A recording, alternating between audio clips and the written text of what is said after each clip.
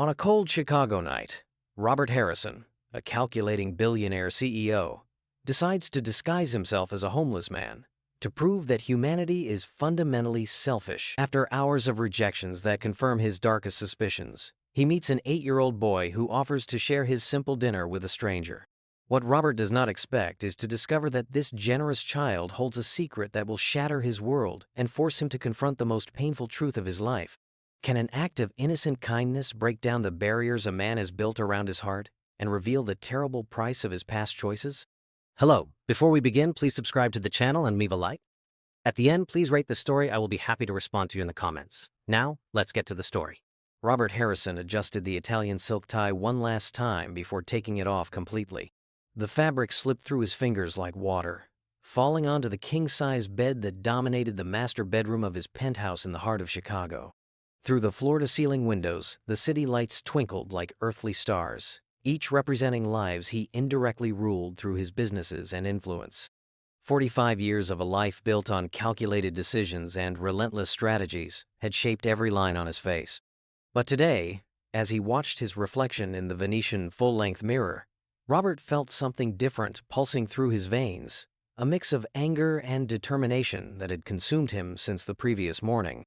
The words still echoed in his mind like a hammer on metal. Robert Harrison, the billionaire CEO of Harrison Industries, continues to be an example of American corporate greed. While his profits rise 30% this year, his contribution to charitable causes remains embarrassingly low. The reporter from Channel 7 News had dissected his financial life live, in front of millions of viewers, turning him into the villain of a narrative he had not written. His hands trembled slightly as he remembered the comments on social media, the hashtags that turned his name into a synonym for selfishness. "Let's see who's really selfish," he murmured to himself, his voice echoing in the silent room. Robert walked to the closet, passing rows of suits that cost more than many Americans' yearly salary. But it wasn't those he headed for. At the back, hidden behind winter coats he rarely wore, was a plastic bag his housekeeper had left there, unaware of its importance. Inside were clothes he had bought at a secondhand store in a neighborhood he would never normally frequent. Faded jeans with a small rip on the knee, a plaid shirt that had seen better days, and a wool coat that smelled slightly of mildew. Each piece was chosen meticulously to create the person he needed to become. The rough fabric of the jeans scratched his skin, accustomed to the finest Egyptian cotton. The plaid shirt hung awkwardly from his shoulders, very different from the perfect cut of his tailored clothes. Robert looked at himself in the mirror and for the first time in decades did not fully recognize the man staring back. But the transformation was just beginning. In the marble bathroom, he opened a small makeup case he had discreetly ordered. His hands, used to signing million-dollar contracts, now trembled slightly as he applied dark foundation under his eyes, creating shadows that suggested sleepless nights and constant worries. With a brown pencil, he drew deeper wrinkles around his eyes and mouth. Each stroke was a carefully crafted lie, a mask to hide the man who slept on silk sheets and woke to Colombian coffee prepared by a private chef. He sprayed a bit of water on his neatly trimmed gray hair, disheveling it with his fingers until it looked like someone who couldn't afford a decent barber. The reflection in the mirror now showed a man in his early 50s, worn down by life, carrying the weight of worries Robert Harrison had never truly known. "Perfect?" he whispered. But the word came out laden with a bitterness he hadn't expected to feel. The final piece of his transformation was an old, worn cap that he pulled down over his eyes, creating a shadow that would make his face even harder to recognize. In the pocket of the pants, he placed some coins and crumpled bills. Enough to look authentic, but not enough to arouse suspicion. Robert took the private elevator that would take him directly to the garage, avoiding the doorman who had known him for years. But instead of getting into any of his luxury cars, he walked to the back exit of the building, where the cold Chicago night greeted him with a sharp wind that cut through the cheap coat like a blade. The downtown streets pulsed with life even at that hour. Hurried executives with genuine leather briefcases, young couples laughing as they left upscale restaurants, tourists with cameras hanging from their necks, all walking with clear purposes in their organized lives. Robert positioned himself near a subway station, leaning against a cold brick wall that sucked the warmth from his body. He watched people passing by, his eyes trained to analyze behaviors and patterns, now applying those skills to a completely new experience. A middle-aged woman, clearly returning late from work, passed him holding her purse tightly against her body. Her eyes didn't even glance in his direction. A group of college students, chatting animatedly about plans for the weekend, treated him as if he were part of the urban landscape. Invisible? Irrelevant? A man in a suit, talking on the phone about sales figures, passed so close that Robert could hear every word of his conversation about bonuses and quarterly goals. But to that man, Robert might have been a shadow, a ghost inhabiting the margins of his prosperous reality.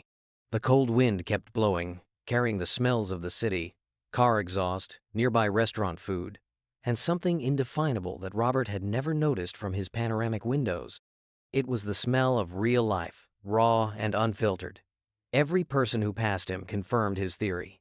No one stopped, no one offered help, no one even made eye contact. He was just another among the invisible, the forgotten, those society had decided to ignore. Robert smiled bitterly, feeling a dark satisfaction growing in his chest. His experiment was working exactly as expected.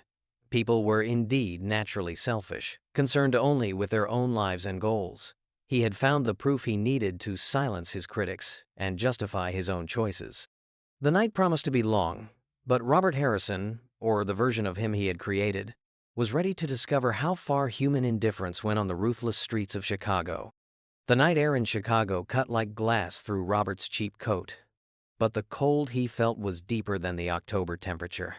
It was the cold of discovery, the confirmation of bitter truths he had always suspected existed at the heart of humanity. His first stop was in front of Le Bernardin, one of the most exclusive restaurants on the Magnificent Mile.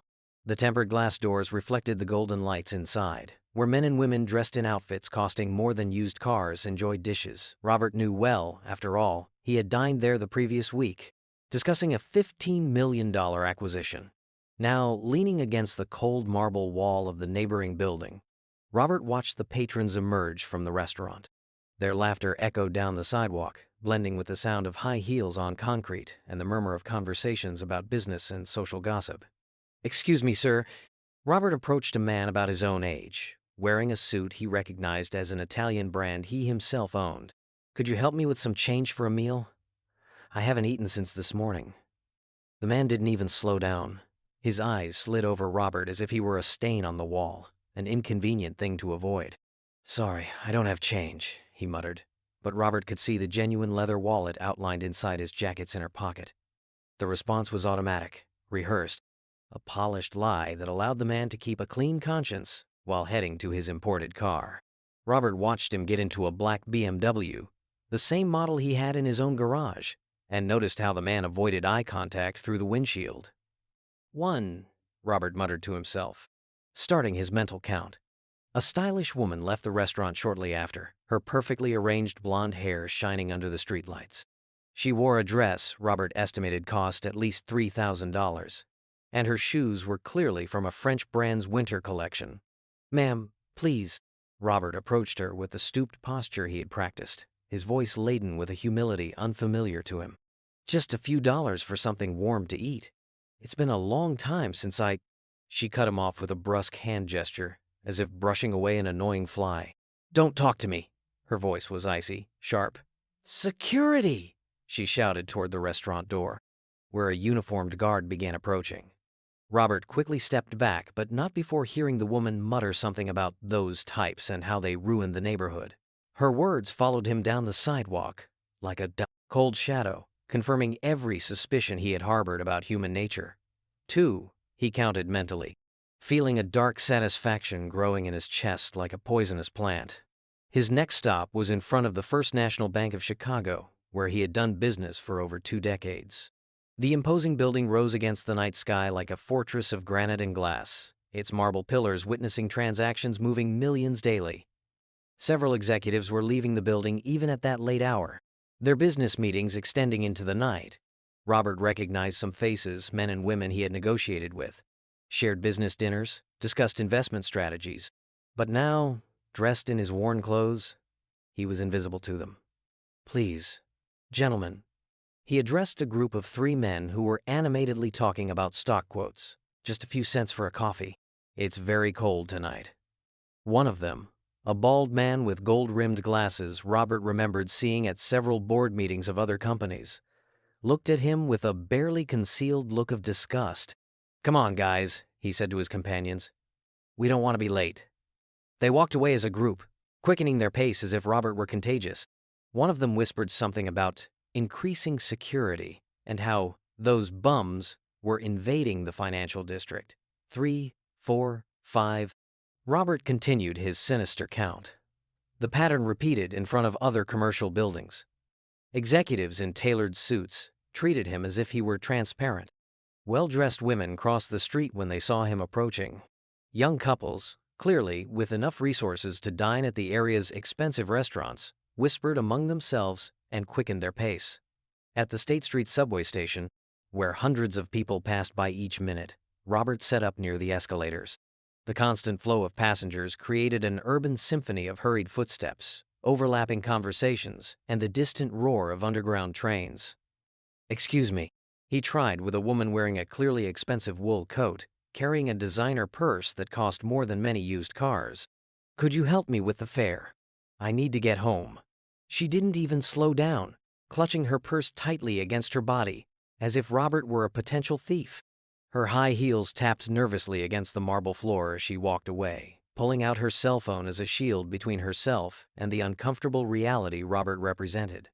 A young executive, no more than 30, passed by speaking loudly on the phone about a six-figure deal he had closed that day. When Robert tried to get his attention, the man simply turned his back and continued his conversation, as if Robert were part of the station's architecture. 15, 16, 17. Robert's mental count continued, each rejection adding another layer of cynicism to his worldview. A station security guard began watching him suspiciously after his 10th attempt to ask for help. The man, stocky and uniformed, approached with the authority of someone used to dealing with undesirable elements. "Hey, you," his voice echoed through the station. "You can't be here asking for money. It's against CTA regulations. You'll have to leave." Robert raised his hands in a gesture of surrender, but not before noticing how none of the passengers present spoke up in his defense. In fact, some seemed approving of the guard's action, as if his presence was contamination that needed to be removed from their clean, organized environment. "Of course, officer," Robert muttered, his voice heavy, with a submission that cost every fiber of his pride. "I don't want trouble." As he walked through the streets toward the city's less affluent neighborhoods, Robert felt a bitter satisfaction growing in his chest like a poisonous flower. Each rejection, each look of disdain, each time someone crossed the street to avoid him, confirmed exactly what he had always believed about human nature. People were selfish by nature. Charity was just a social facade, a performance for cameras and journalists. When faced with the raw reality of need, even those who preached compassion showed their true face cold, calculating, concerned only with their own comfort and security. The buildings around him began to get lower, less polished.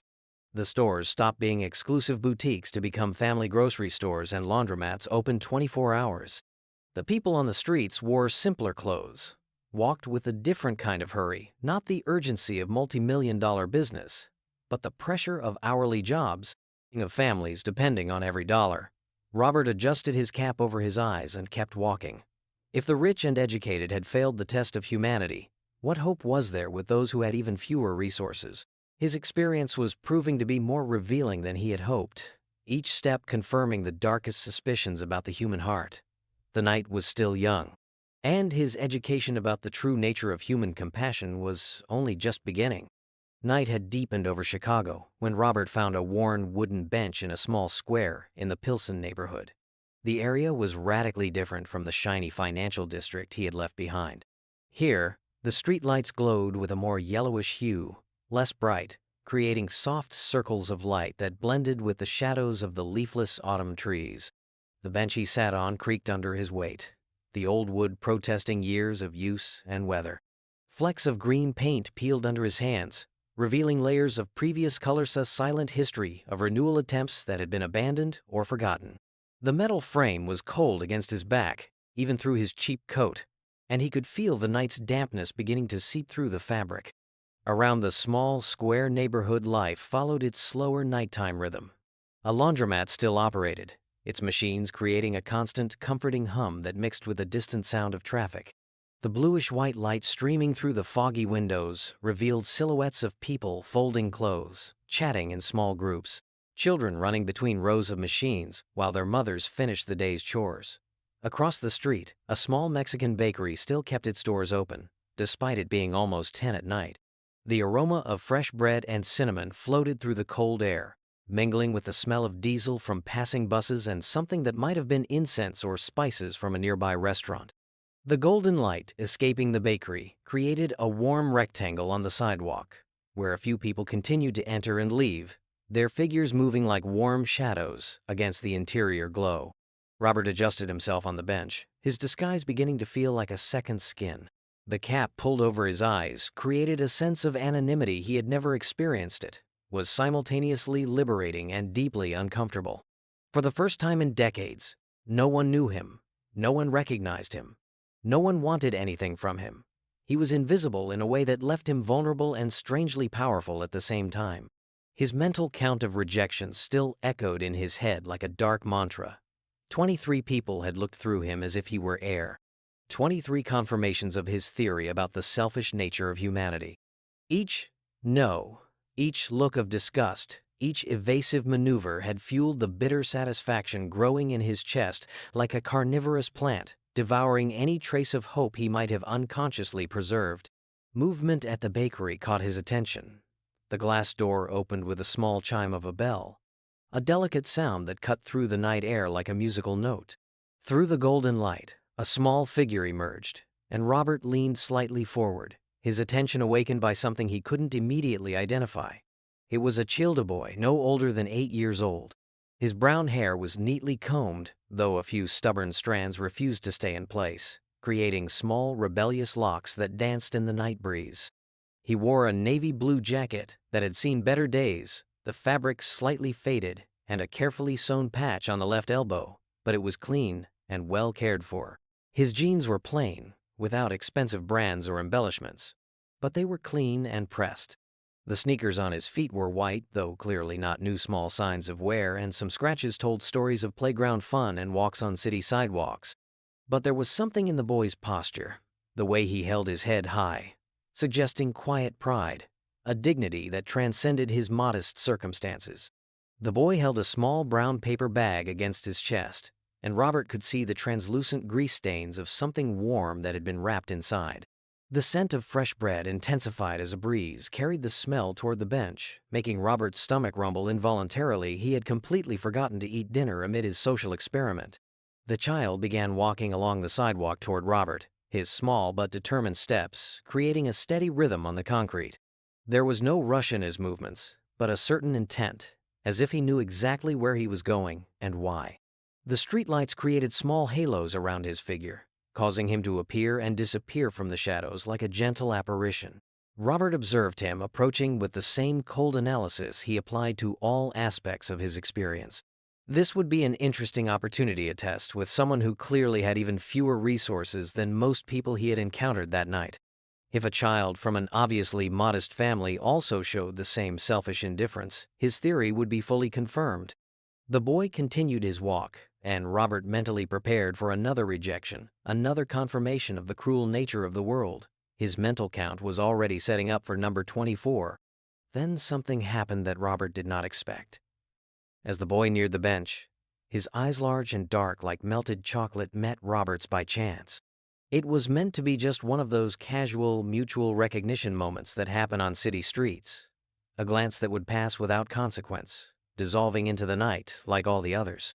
But that was not what happened. The boy stopped. His small sneakers made one last soft sound against the concrete before coming completely still. The paper bag in his hands remained pressed to his chest, but something in his posture changed. A curious tilt of the head, a deepening attentiveness in his dark eyes. Robert felt something strange happen in his chest, a feeling he could not name, as if something was shifting inside him. The child's eyes did not look away, did not show the fear or disgust he had seen so many times that night. Instead, there was something else, genuine curiosity, a kindness that seemed to emanate from some deep, unexplored place. The world around seemed to slow down. The laundromat's humming became a distant whisper. The traffic on the main street appeared to have calmed. Even the cold wind that had cut through his cheap coat all night seemed to quiet, as if the city itself was holding its breath. There, in that moment suspended in time, two worlds met through a look. The most powerful man in Chicago, hidden behind his worn clothes and aged makeup, and an 8-year-old boy with a paper bag and eyes full of something Robert had forgotten existed. The boy remained standing, his eyes fixed on Robert, and for the first time all night, Robert Harrison did not know what to expect. Silence stretched between them like an invisible bridge, laden with a tension Robert couldn't decipher. The boy stood a few meters from the bench, his dark eyes studying Robert's face with an intensity that was both innocent and deeply unsettling. There was no judgment in that gaze, only pure curiosity that made Robert feel exposed in a way his worn clothes and makeup couldn't camouflage. Then, slowly, like a flower opening to the morning sun, a small smile touched the child's lips. It was not the calculated smile Robert knew so well from the business world, those smiles that masked hidden intentions and personal agendas. It was something completely different, something emanating from a place Robert was certain no longer existed in the modern world. The boy took a hesitant step toward the bench, then another. His sneakers made soft whispering sounds against the rough concrete, and Robert could hear the child's gentle breathing mingled with the distant city noises. The paper bag in his hands made a slight crinkling sound with every movement, reminding Robert of the aroma of fresh bread still lingering in the night air. "Excuse me, sir." The boy's voice was soft but clear, cutting through the cold air with a kindness that made something contract in Robert's chest. There was a respectful formality in how the child addressed him, but also a genuine warmth Robert couldn't remember having heard in years. Robert leaned forward slightly, his muscles tense like a cornered animal. Part of him wanted to get up and leave, to escape this situation that didn't fit any of his mental categories, but something, perhaps curiosity, perhaps paralysis, kept him glued to the worn wooden bench. "You look hungry," the boy continued, taking another step. Now Robert could see the small freckles dotting the child's nose, could notice how his eyes shone under the yellow light of the nearby street lamp. "Can I share my food?" The words hit Robert like a punch to the stomach. He blinked several times, trying to process what he had just heard.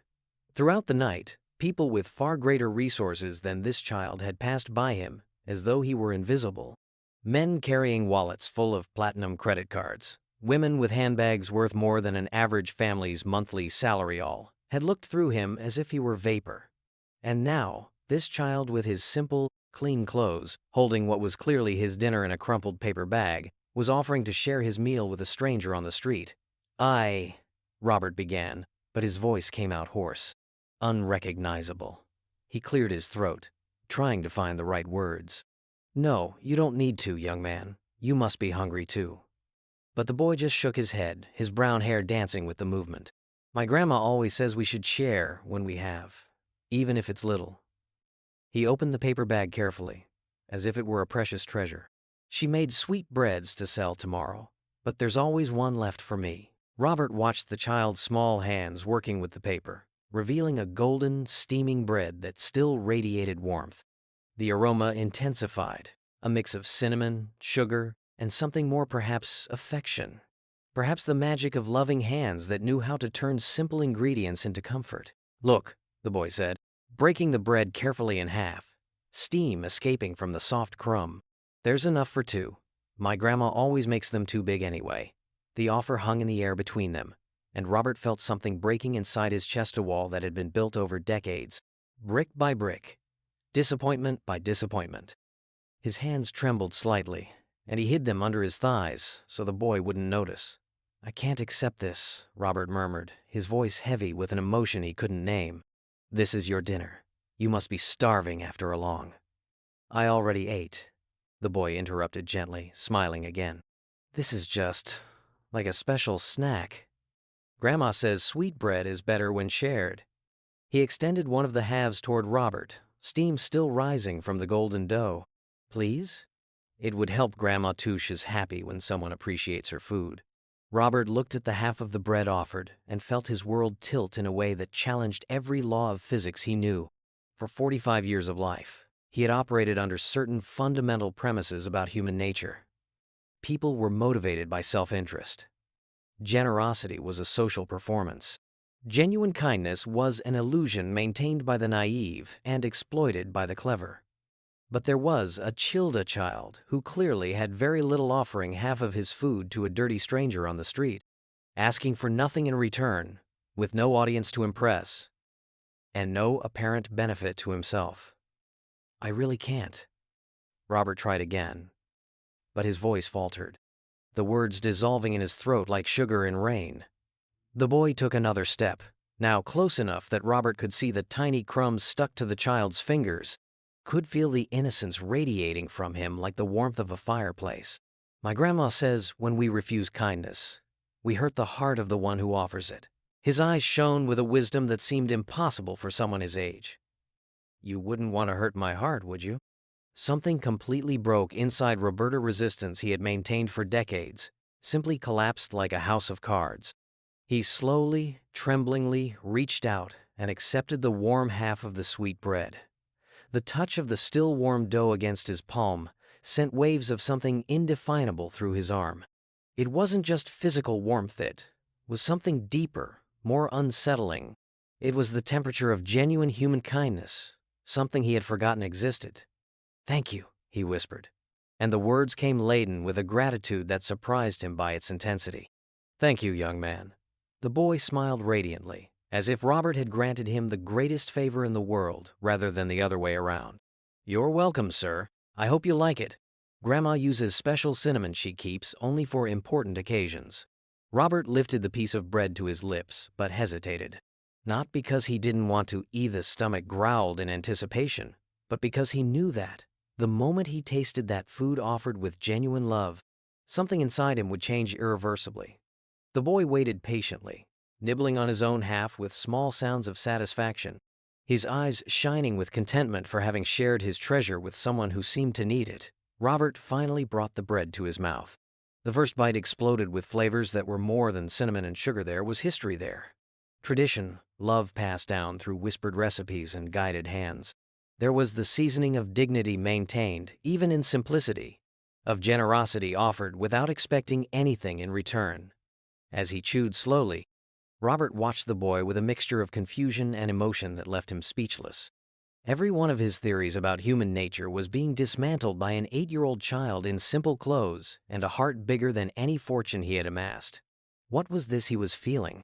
This strange sensation in his chest, this unexplained wetness in his eyes, this sudden and inexplicable desire to protect the innocent smile of this child against the cruel world he knew so well. Robert Harrison, CEO of a billion-dollar empire, sat on a worn bench in the heart of Chicago, sharing sweet bread with a small stranger, and for the first time in decades did not know who he really was. The sweet bread was still warm between Robert's fingers, but now its sweetness seemed to drastically contrast with the growing sense of discomfort spreading through his chest. The boy was sitting at the edge of the bench, his short legs swinging gently, not touching the ground, creating a silent rhythm that echoed the innocence of his 8 years. "What's your name, young man?" Robert asked, his voice coming out softer than he intended. There was something about that child that made him forget his disguised persona, something that disarmed his carefully constructed defenses. "Tommy," the boy answered, his eyes shining as he finished his half of the bread. "Tommy Sullivan." He licked his fingers delicately, savoring every crumb left as if it were the greatest treasure in the world. "Tommy," Robert repeated, and the name sounded familiar on his tongue, though he couldn't identify why. "And your parents? Don't they worry when you stay out so late?" The boy's expression changed slightly, a shadow passing across his eyes like a cloud over the moon. But it didn't last. Longit was soon replaced by that resilient smile that seemed to be his trademark. "I don't have parents," Tommy said with a simplicity that cut Robert like a sharp blade. I mean, I don't have a mommy and daddy at home with me. I live with my grandma." He swung his legs more slowly, looking at the ground for a moment before raising his eyes again to Robert. "But I know my daddy will come back to get me someday." The words hit Robert with a force that left him breathless. There was something in the way the boy spoke, a naive certainty mixed with a hope that had survived years of disappointment that made his heart contract painfully. Have you not seen him for a long time? Robert asked, struggling to keep his voice steady. Part of him didn't want to know the answer, but something deeper compelled him to continue. Tommy tilted his head, considering the question with the seriousness of someone much older. Grandma says he had to leave when I was really little, like a baby. She sometimes gets sad when she talks about it, so I don't ask much. His fingers played with the sleeve of his blue jacket. But I know he hasn't forgotten me. He left a promise. A promise? Robert felt his throat tighten. Tommy's eyes lit up as if someone had lit a candle inside them. He extended his left arm, pulling the jacket sleeve up to reveal his small wrist. There, worn and yellowed by time, was a hospital identification bracelet. Robert felt the world tilt dangerously. His hands began to tremble, and he squeezed the remaining piece of bread too hard, crushing the soft dough between his fingers. My daddy put this on me when I was a baby, Tommy said proudly, touching the bracelet reverently. Grandma told me. He said he'd come back, and I know he will keep that. The bracelet's plastic was dull from years of use, the edges worn by constant friction against the child's skin. Robert leaned forward, his vision slightly blurring. Can I see it closely? Tommy extended his arm without hesitation, fully trusting. Robert gently held the child's small wrist, his large hands wrapping around the thin arm as if it were made of glass. The bracelet was indeed worn, but there were still visible letters printed on the yellowed plastic. His eyes struggled to focus on the faded letters. The name was almost illegible, but there was something LC number, a date. His hands shook more violently as he tried to decipher the information that had been preserved against all odds for 8 years. He told Grandma this bracelet would protect me until he returns. Tommy continued, his voice full of unwavering faith. Like it was magic or something. I wear it every day, so he can find me when he's ready. Robert felt as if the air was being sucked from his lungs.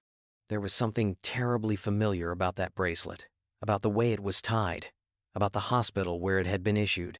Fragmented memories began to dance at the edge of his consciousness, vague and disturbing. Do you remember anything about him? Robert asked, his voice barely above a whisper. Tommy shook his head, but not sadly. Not much. But sometimes I dream of someone holding me, someone with a deep voice singing a song. He smiled with that devastating purity. Grandma says I have his eyes. And she says he was very smart, that he worked with big numbers and important things. Each word was like a needle being inserted into Robert's heart. The world around him began to spin slightly, the sounds of the city growing distant and muffled. That feeling in his chest, it wasn't just surprise or confusion. It was something much deeper, much more disturbing. It was recognition. Tommy, Robert said, struggling to keep his voice controlled. How old did you say you are? 8 years, the boy replied promptly. I'll be 9 next month. Grandma always makes a special cake, and I always make the same wish when I blow out the candles. What wish? Robert asked, although part of him already knew the answer. Tommy's eyes shone with unshed tears, but his smile remained firm. That my daddy comes home. Robert released the child's wrist as if he had been burned. He leaned back on the bench, his breathing coming in short, shallow bursts. That feeling in his chest was intensifying, turning into something he couldn't name, but that threatened to tear him apart from the inside. 8 years, a hospital bracelet. A promise made by a father who left. Worked with numbers, Grandma had said. Familiar eyes. Robert ran his hands over his face, trying to organize the thoughts that ran like water through his fingers. There was something there, something his mind refused to fully process, as if a part of him knew that once he made the connection, there would be no going back. Tommy kept swinging his legs, watching Robert with growing concern. Are you okay? You look kind of pale. I'm fine. Robert lied, his voice coming out strangled. It's just a very touching story. But he wasn't fine. Something was breaking inside him, something fundamental about who he thought he was, about the choices he had made, about the man he had become. That sharp feeling in his chest was spreading, turning into a pain he couldn't locate or understand. It was as if his body knew something his mind still refused to accept. Robert looked again at Tommy, at his dark, intelligent eyes, at the way he held his head, at the look of determination shining through his innocence. And in that moment, feeling panic beginning to form at the edge of his consciousness, Robert Harrison began to suspect that his social experiment had turned into something far more dangerous than any deal he had ever faced. Chicago's night seemed to have grown thicker around Robert, as if the very atmosphere was thickening, making it harder for him to breathe. He watched Tommy swing his legs innocently, that confident smile still lighting up his face, and felt something dangerously shifting in his mind, as if a door that had been locked for a long time was starting to open against his will. 8 years. Asterisk, the voice in his head repeated like a dark mantra. A hospital bracelet. A promise. Asterisk. The boy's words echoed in his ears, mingling with fragments of memories he had buried so deeply he had almost forgotten they existed. Almost. But not completely. Robert closed his eyes for a moment and was immediately assaulted by fragmented images flickering in his mind like an old, damaged film. Flash. A young woman with silky brown hair, laughing as she prepared coffee in a small but cozy kitchen. Sarah. Asterisk. The name came from some deep, forgotten place. Flash. The same delicate hands trembling as they held a pregnancy test, tears silently running down her face. Flash. His own voice, younger, harsher. I can't do this now, Sarah. The company is expanding. I'm not ready. You understand, don't you? Robert opened his eyes abruptly, his breathing coming in short bursts. Tommy was watching him with concern. Those dark eyes, God, why did those eyes seem so familiar? Full of a kindness that made something writhe painfully in Robert's chest. Sir? Tommy's voice cut through the fog of memories. Are you sure you're okay? Robert forced a smile, but he could feel it come out crooked, unnatural. Sorry, kid. Just thinking about some old things. But the memories kept coming, as if that door in his mind had now fully opened, releasing 8 years of carefully suppressed guilt. Flash. Sarah in a hospital bed, pale but radiant, holding a small red baby. Look at him, Robert. Look at our son. Flash. His own hands younger, less marked by years of stress-eating and identification bracelet on a tiny wrist. Just until I get things sorted out, Sarah. I promise I'll come back when I'm ready. Flash. Sarah crying as he walked away, her last words echoing through the hospital halls. How can you just abandon your own child? Robert felt as if he had been punched in the stomach. His hands began to shake violently, and he hid them under his thighs, trying to control the panic spreading through his body like wildfire. He looked at Tommy again, this time really looking, not just seeing a sweet child who had been kind to him, but studying every feature, every expression, every mannerism. The shape of the eye salmon-shaped, with those long dark lashes. The same shape he saw in the mirror every morning. The chin line firm, even in a child's face, but with the same determination that had built a business empire. The way Tommy tilted his head when he thought the same gesture Robert unconsciously made during important meetings. And that smile, God, that smile. There was something there like looking at a young, innocent version of himself, before life had hardened him, before the hard choices had scarred his heart. Tommy, Robert said, his voice strangled, unrecognizable to his own ears. Can I take a closer look at that bracelet? The boy immediately stretched out his arm, confident. Sure. Grandma always says it's special. She never takes it off to wash, just rubs around with a wet cloth. Robert's hands shook more violently as he held the child's small wrist. The bracelet was even more worn than he had initially realized, but now, looking closely, he could see details that made his heart stop momentarily. The Hospital Presbyterian St. Joseph. The same hospital where, the date the 15th of November, exactly 8 years ago, the same day when, and there, almost unreadable but still visible, a name that made Robert's world completely collapse. Baby boy Sullivan Harrison. Robert let go of the child's wrist as if electrocuted. His eyes widened, and he felt as if he were falling from an impossible height, even though he was firmly seated on the bench. No, he whispered, so low that Tommy could not hear. No, no, no.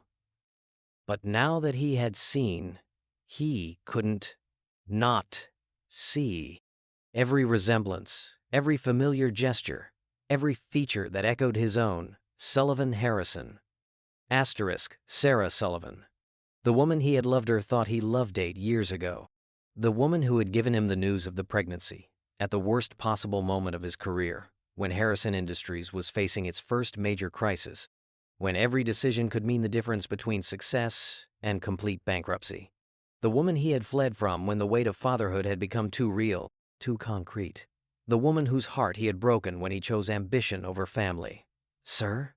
Tommy was looking at him with growing concern. "Are you crying?" Robert brought his hand to his face and was shocked to find that he was indeed crying. Tears he hadn't shed in years streamed down his cheeks, mixing with the makeup he had applied to look older and tired. But now he felt older, infinitely more tired. I have to go," Robert murmured, beginning to rise from the bench with legs that felt like jelly. "Wait!" Tommy jumped up too, his little sneakers hitting the concrete. "You forgot to tell me your name." Robert stopped, half standing, looking down at that upturned little face. That face that was a young version of his own. That boy who had grown up fatherless, raised by his grandmother, still wearing a hospital bracelet as a talisman of hope. That boy who had just shared his bread with a stranger on the street because that was how he was raised, to be kind, generous, good. Everything Robert had forgotten how to be. Robert opened and closed his mouth several times, trying to find words that didn't exist.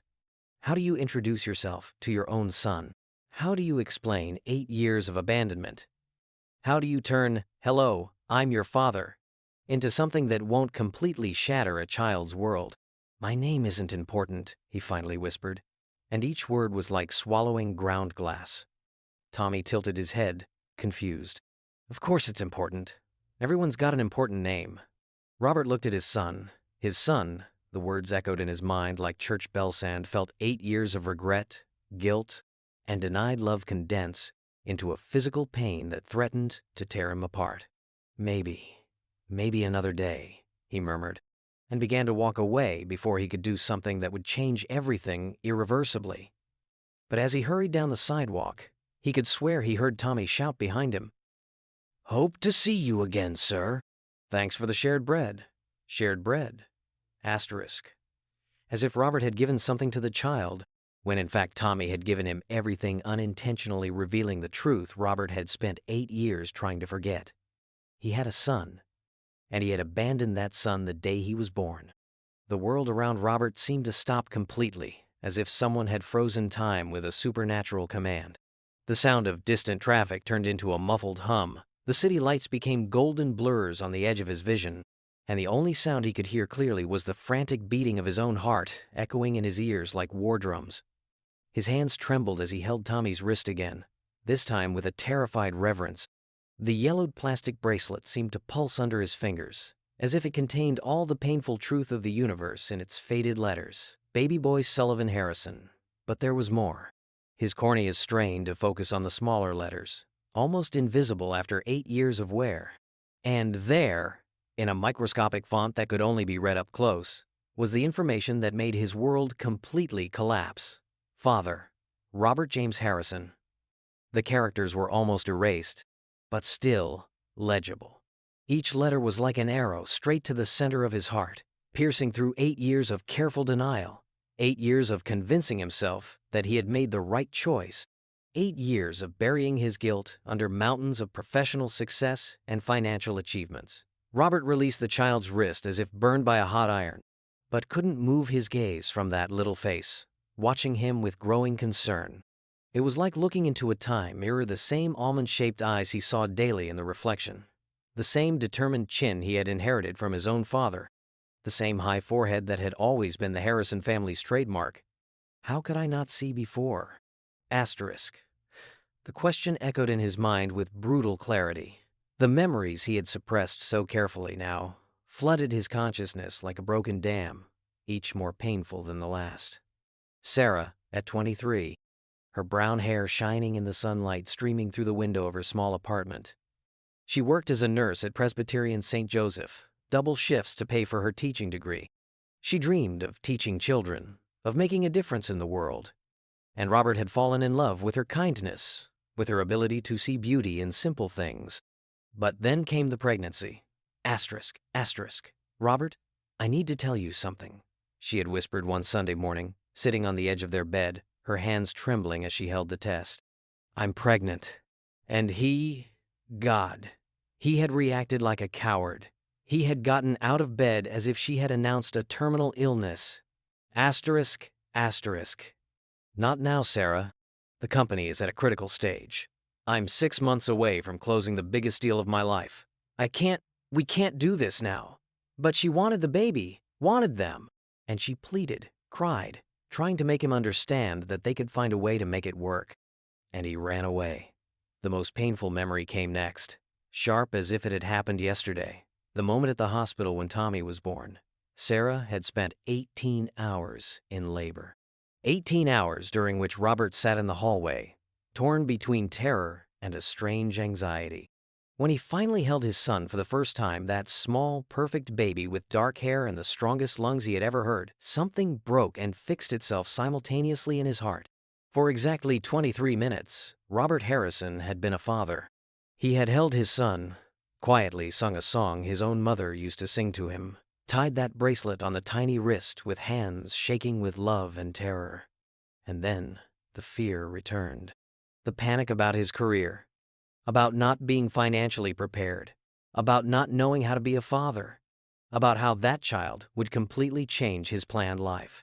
Just for a while, he had whispered to Sarah, who was too exhausted to fight, "Let him stay with your mother until I stabilize the business. 6 months, max. I promise I'll come back." But 6 months turned into a year. A year became 2. And with each passing year, it became easier to pretend that part of his life had never existed. "Sir," Tommy's voice cut through the memories like a blade. "Are you okay? You're making a very strange face." Robert forced himself to focus on the present, on his son's worried little face. My son, my son, my son, watching him with those eyes that were perfect mirrors of his own. Sorry, Robert murmured, his voice choking out. "I was just thinking of someone I knew a long time ago." Tommy smiled, that radiant expression that broke Robert's heart into microscopic pieces. "Someone special? Someone I abandoned. Someone I betrayed. Someone I should never have left. Asterisk.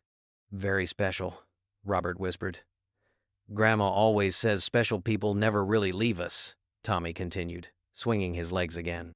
"They stay in our hearts, even when we can't see them." He touched the bracelet affectionately. "Like my daddy. I know he's thinking of me, even far away." Every word was exquisite torture.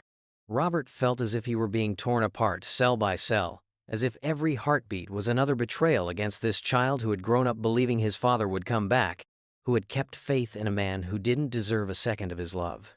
"Tommy," Robert began, but his voice failed completely. "How do you apologize for 8 years? How do you explain you were just 15 minutes away all this time, building an empire while your son grew up fatherless?" "Yes, sir?" Tommy looked at him with that total attention only children can give. Robert opened and closed his mouth several times, struggling with the words that wanted to come out, struggling with the truth that would destroy this child's innocent faith. Because what would happen if Tommy knew?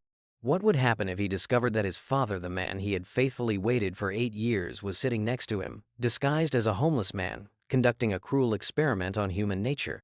What would happen if he knew his father was the kind of man who could abandon his own son for ambition? "I have to go," Robert whispered, abruptly rising from the bench.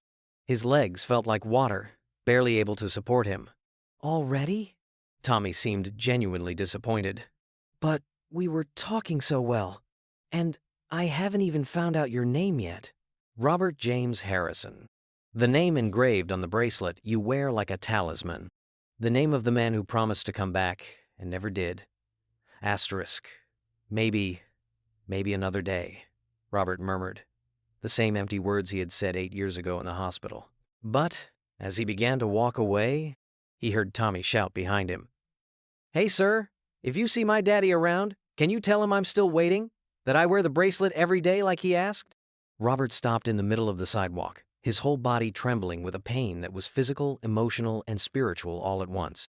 He turned slowly and saw his son, waving cheerfully, that confident smile still lighting up his face despite 8 years of abandonment.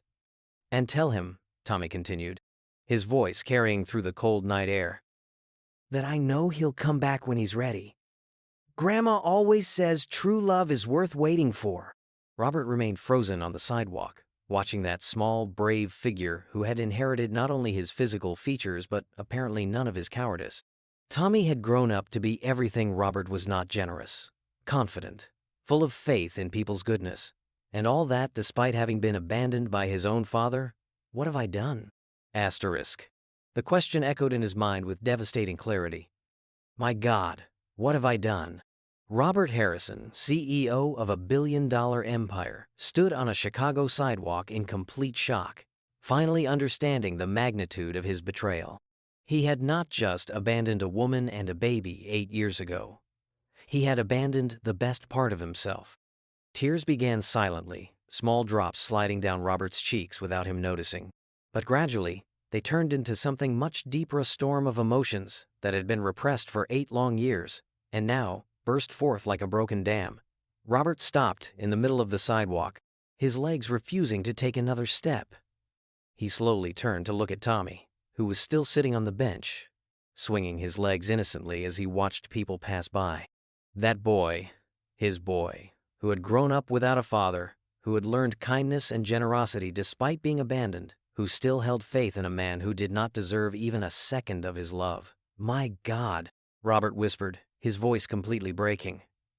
"My God, what have I done?" The words came out like a guttural lament, filled with a pain that seemed to come from some very deep place in his soul. 8 years of suppressed guilt. 8 years of convincing himself he had made the right choice. 8 years of business success that now seemed completely empty in the face of the devastating reality staring back at him. His son was there.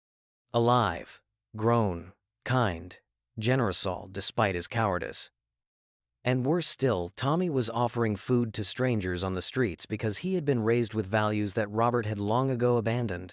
The irony was like a knife twisting in his heart.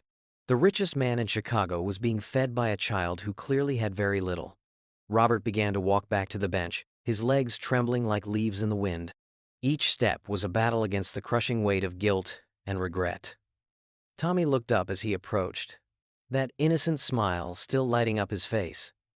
"You came back," Tommy exclaimed happily. "I thought you had gone away for good. How can he be so sweet?" Robert thought desperately. How can he smile like that after everything he's been through? "Tommy," Robert said, his voice shaking violently. I need to tell you something." Something in the tone of his voice made Tommy's smile falter slightly. The boy tilted his head, that familiar gesture that broke Robert's heart once again. "What is it, sir?" "You look very sad." Robert sat down heavily on the bench next to his son, his hands trembling so violently he could barely control them. With hesitant movements, he began to remove the old cap, revealing his neatly cut gray hair. Then he started to wipe off the makeup on his face with his hands, rubbing away the fake shadows he had created under his eyes. Tommy watched with growing confusion. "Sir, what are you doing?" Robert continued removing his disguise, taking off the worn coat and revealing the expensive polo shirt he wore underneath. His hands struggled with the buttons as tears kept streaming down his face, washing away the rest of the makeup and revealing the features Tommy had inherited. "I'm not who you think I am," Robert whispered, his voice barely audible. "I'm not a good man who needs help on the streets." Tommy frowned, his eyes scanning Robert's now clean face. There was something there, a slow and confused recognition, as if he was seeing something familiar but couldn't quite identify what. "I am." Robert stopped, struggling to find the words that would change everything. "Tommy, I am a very rich man, very powerful, and very cowardly." Confusion deepened in Tommy's eyes. "I don't understand, sir." Robert took a deep, trembling breath and forced himself to look directly into his son's eyes. "Tommy, I am your father." The words came out like a whispered confession, charged with 8 years of shame and regret. "I am Robert James Harrison. I am the terrible man who abandoned you when you were just a baby. For a moment, the world seemed to stop completely. Tommy blinked several times, processing the words as if they were spoken in a foreign language. His mouth opened slightly, then closed, then opened again. You are? Tommy looked at the bracelet on his wrist, then back at Robert, then to the bracelet again. But you! Recognition started slowly creeping into the child's eyes. The shape of the eyes, the chin, the features he saw in the mirror every day. And now, without the disguise, Robert looked exactly like an older version of the boy Tommy saw in old photographs that his grandmother kept. Daddy? The word came out as an incredulous whisper, loaded with 8 years of hope and dreams. Yes, Robert cried, the tears now flowing freely. Yes, Tommy, I am your father, and I am the worst person in the world. Tommy kept looking at him, his eyes filling with tears as well. But you said you were coming back. You promised. I know, Robert sobbed. I know I promised, and I lied. I ran away because I was scared. Because I didn't know how to be a father. Because I thought my career was more important than you. Tommy's tears began to fall too, large drops rolling down his rosy cheeks. You left me. You really left me. I left, Robert confirmed, each word being ripped from his soul. I left you and your mother. I chose my money, my success, my company over you two. And that makes me the worst father who ever lived. Tommy was now openly crying, but still hadn't pulled away. Why? He asked, his small voice broken. Why didn't you want me? The question hit Robert like a lightning bolt. He shifted on the bench, trying to get closer to Tommy, but stopped when he saw the boy flinch slightly. That wasn't it, Robert said desperately. It was never because I didn't want you. I wanted you so much it scared me. I loved you so much the moment I saw you, I thought my heart would explode, but I was afraid I wouldn't be good enough for you. Then why didn't you try? Tommy asked, his tears still falling. Why didn't you stay to try? Robert had no answer for that. No answer that could satisfy an 8-year-old child who had spent his whole life waiting for a father who never came. Because I'm a coward, he finally whispered. Because I thought it was easier to run away than to face the possibility of failing as a father. Tommy looked at the bracelet on his wrist, touching it gently. I wore this every day, he said, his voice trembling. Every day for 8 years, because I believed you would come back. I know, Robert cried. I know, and I am so sorry. I am more sorry than you could ever imagine. They sat in silence for a moment, both crying, both trying to process the magnitude of what had just happened. Then Robert knelt in front of the bench, in front of his son, his expensive clothes touching the dirty concrete of the sidewalk. Tommy, he said, his voice full of desperation. I know I don't deserve it. I know I don't have the right to ask, but can you forgive me? Can you give me a chance to try to be the father you always deserved? Tommy looked at him for a long moment, his eyes red from crying. Are you going to leave again? Never, Robert promised, his voice filled with a certainty he had never felt before. Never again, Tommy. I promise with every fiber of my being that I will never abandon you again. I will never choose anything over you again. You promise? Tommy asked, his voice small and vulnerable. I promise, Robert repeated, and this time he truly meant it. I promise I will spend the rest of my life trying to make up for these 8 years, trying to be worthy of the love you kept for me, even when I didn't deserve it. Tommy looked at him for a moment longer, then slowly reached out his small hand. Robert took it reverently, feeling as if he was holding the most precious thing in the world. All right, Tommy whispered. But this time, when you make a promise, you have to really keep it.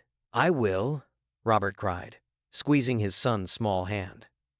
This is the only promise that matters in my life. Tears from both began to slow down slowly, but the emotional intensity between father and son remained suspended in the night air like a dense fog. Robert continued kneeling in front of the bench, holding Tommy's small hand as if it were a lifeline in an ocean of regret. Tommy, Robert began, his voice still trembling but more controlled. I need you to understand one thing. What I did, abandoning you and your mother, it wasn't your fault. It was never because you weren't good enough or because I didn't love you. Tommy nodded slowly, his red eyes fixed on his father's face. Then why, Daddy? Why did you leave? The word Daddy hit Robert like a warm wave, simultaneously comforting and devastating. It was the first time in 8 years someone had called him that, and he almost couldn't keep talking. Because I was young and stupid, Robert said honestly.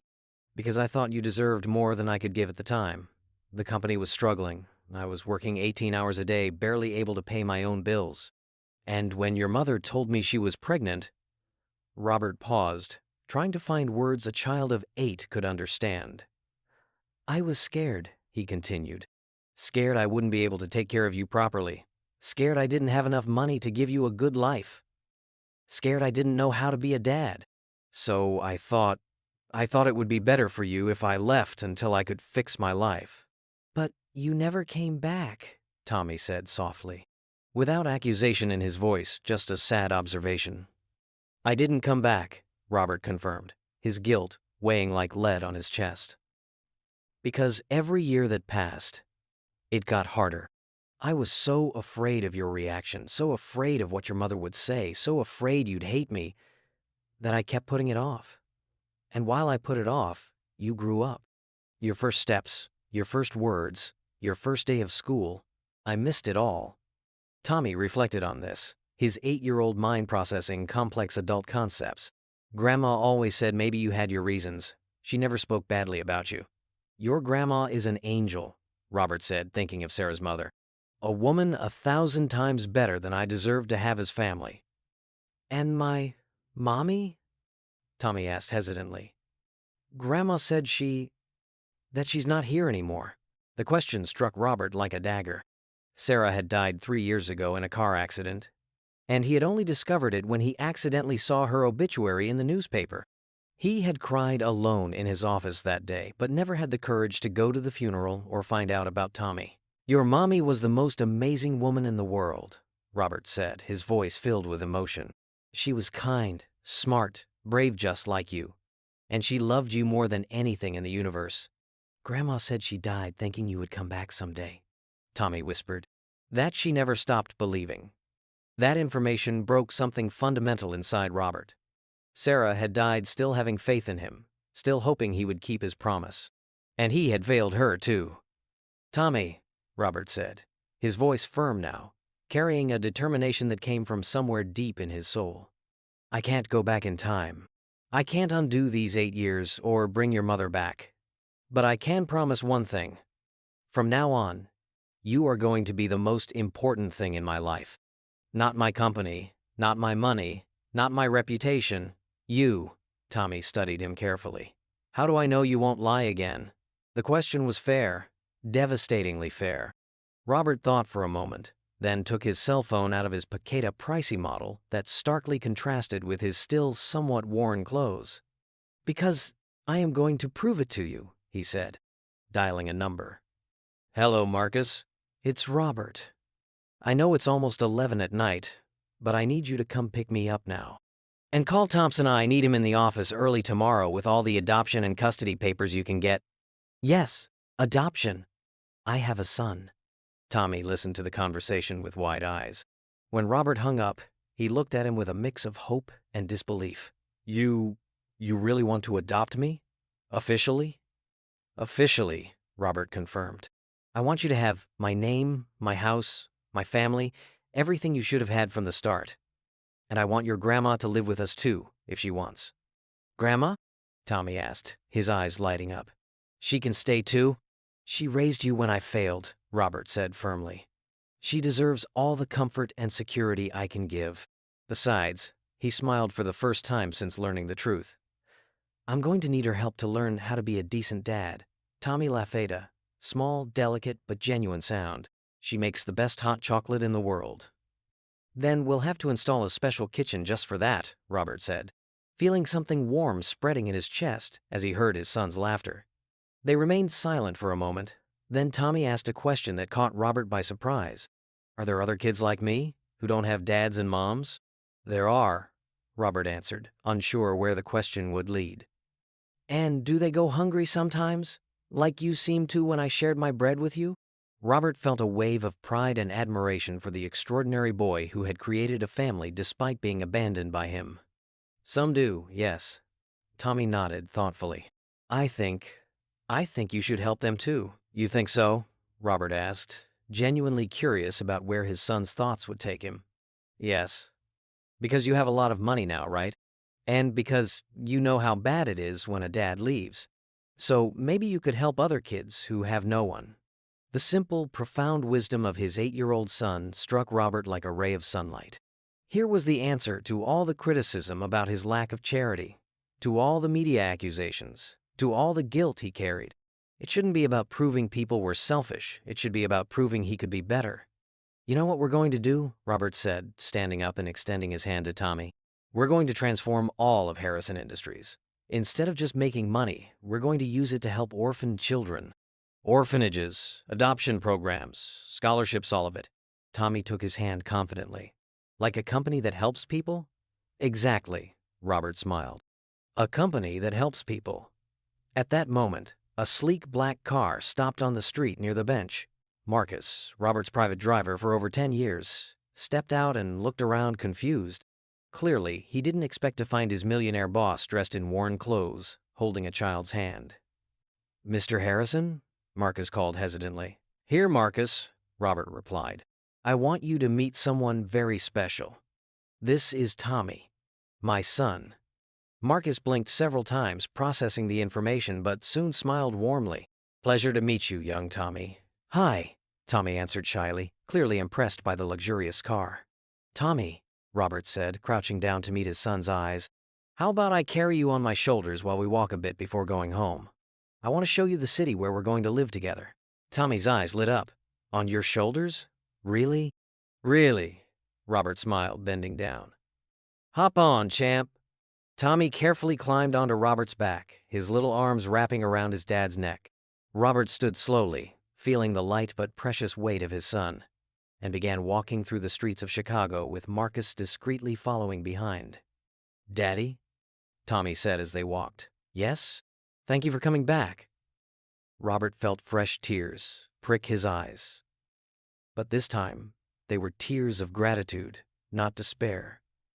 Thank you for waiting for me, he replied.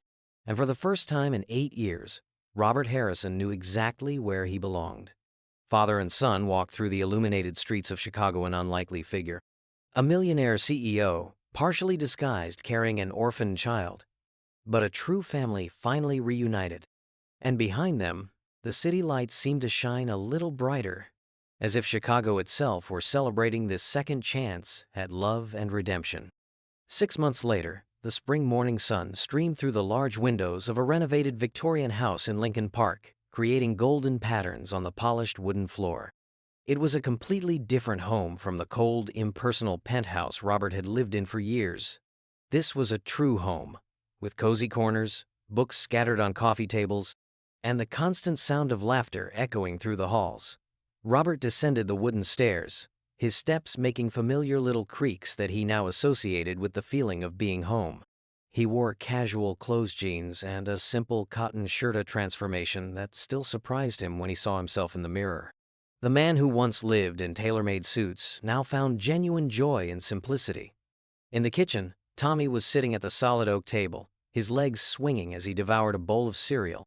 His brown hair was tousled from sleep, and he still wore the superhero-printed pajamas Robert had bought in the second week after they moved in together. Good morning, champ, Robert said, kissing the top of his son's head, a gesture that still filled him with amazement for its naturalness. Good morning, Daddy, Tommy replied. And those two simple words still made Robert's heart race with gratitude. The kitchen walls were covered with photographs, moments captured over the past 6 months that told the story of a family recognizing itself. Tommy on his first day at the new private school, smiling brightly in his new uniform. Robert teaching his son to ride a bike in Grant Park, both covered in mud after a hilarious fall. Tommy's grandmother, who now lived in the guest room and had officially become Grandma Harrison, helping Tommy bake cookies, flowers scattered all over the countertop. And Robert's favorite, a photo of the two of them in the Harrison Industries office on the day they officially signed the adoption papers. Tommy, wearing a small suit matching his father's, both with smiles radiating pure happiness. Today is Thursday, Tommy reminded, licking the cereal spoon. Office visit day, that's right, Robert smiled, pouring himself a cup of coffee. And I think Angela has more letters from children for you to read. The transformation of Harrison Industries had been nothing short of revolutionary. The company was still profitable, but now 50% of all profits were directed to the Tommy Harrison Foundation for Orphan Children, a charity Robert had created in honor of the son he had almost lost forever. In the first 3 months, they had fully funded 5 orphanages in Chicago, established a scholarship program benefiting 200 children already, and created a foster care system being copied by other cities. But most importantly, Tommy had become the unofficial heart of the company. Once a week, he visited the office, where employees adored him.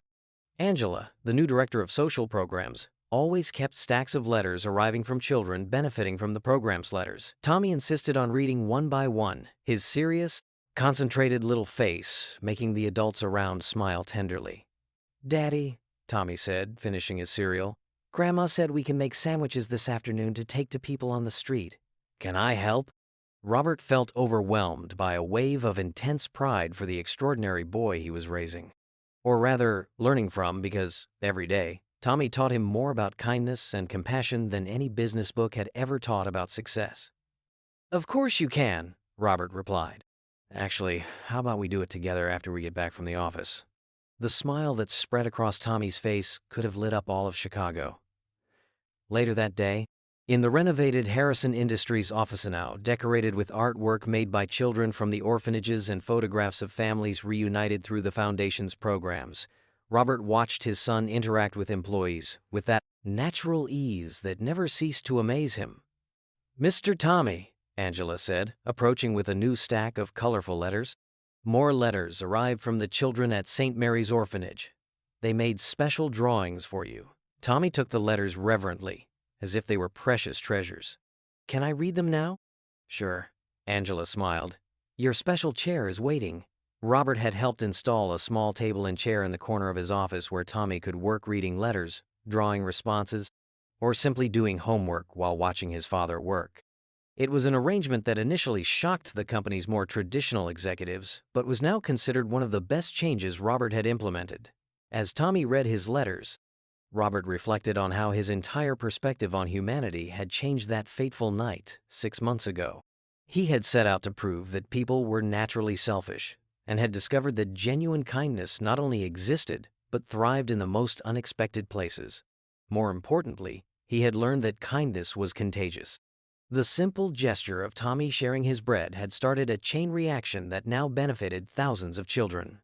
"Daddy," Tommy called from his little desk. "This letter is from a girl who found a new family through our program. She wants to meet you in person to say thank you. How about we schedule a visit for next week?" Robert suggested, feeling that familiar sense of purpose that now guided all his decisions. "She drew a picture of the two of us," Tommy continued, holding up a crayon drawing showing 2 stick figures, one tall and one small, holding hands under a bright yellow sun. "I think she drew us as heroes." Robert got up from his desk and went to where Tommy was sitting, bending down to look at the drawing closely. "You know what, Tommy? I think she's right." "Right about what?" "About us being heroes," Robert said, running his hand through his son's hair. "Maybe not with capes and superpowers, but heroes nonetheless." Tommy considered that with the adorable seriousness that was his trademark. "If we're heroes, then we have to keep helping people, right?" "Exactly," Robert smiled. "Speaking of which, how about we go home and prepare those sandwiches? We have a lot of people to feed today." An hour later, in the kitchen of their Lincoln Park home, Robert and Tommy worked side by side making sandwiches. Tommy's grandmother, now officially called Grandma Rose, by her insistences supervised the operation, offering culinary advice and funny stories that made Tommy laugh until his cheeks turned red. "Remember to put plenty of filling," Grandma Rose instructed, her experienced hands demonstrating the perfect sandwich assembly technique. Hungry people need food that sustains them. Robert watched his son spread butter on the bread with intense concentration, his tongue slightly sticking out at the corner of his mouth, as he always did when focused on something important. It was the same boy who had shared his bread with a stranger 6 months ago, but now had the resources to multiply that kindness infinitely. "Daddy," Tommy said as he worked, "Do you think some of the people we're going to feed today were orphans like me?" The question caught Robert by surprise, but he considered it carefully before answering. "Maybe, Tommy. Sometimes people have tough beginnings, and that makes life harder when they grow up. Then it's even more important to help them, right? Because maybe no one taught them how to ask for help when they were little." Again, his son's simple yet profound wisdom left Robert speechless. How could an 8-year-old understand concepts about human dignity and compassion that many adults never grasped? "You're right," Robert finally said. "That's why we do this. Not just to feed them today, but to show that someone cares. Like you showed me that night when you accepted my bread." Tommy smiled. "Actually," Robert gently corrected, "it was you who showed me. You taught me that kindness is real, that it's worth sharing what we have, even when we have little." Tommy paused, spreading butter for a moment, looking thoughtfully at his father. "You mean I helped you too? Not just you helped me?" "You saved me," Robert said sincerely, "in every possible way." Half an hour later, Robert and Tommy left the house carrying cooler bags filled with sandwiches, fruit, and bottles of water. Grandma Rose had insisted on including some of her special homemade cookies to sweeten people's day, she had explained. As they walked through the streets of Chicago toward the area where they knew they would find homeless people, Robert reflected on the extraordinary journey that had started with a cynical experiment and had become a life mission. He was no longer the same man who had left on that cold October night, trying to prove that humanity was fundamentally selfish. Tommy had shown him that, on the contrary, genuine kindness not only existed but was powerful enough to transform lives, including his own. "Daddy," Tommy said as they walked, his small hand holding Robert's firmly, "when I grow up, I want to keep doing this, helping people, like our foundation." Robert squeezed his son's hand gently. "Then let's do it together, for a very, very long time." And as father and son walked the streets of Chicago, carrying food and hope to distribute, Robert Harrison finally understood the truth he had almost lost forever. Real wealth was not in his bank account or business empire. It was in the small hand holding his, in the smile of the boy he had learned to call son, and in the opportunity to spend each day building something far more valuable than money, a legacy of love, compassion, and kindness that would continue long beyond their own lives. The circle of kindness that had started with a piece of shared bread kept growing, touching life after life, proving that sometimes the greatest wealth in the world can fit in the palm of a generous child. If you enjoyed this story, subscribe to the channel and leave a like. These other stories will also move you. Click to keep watching.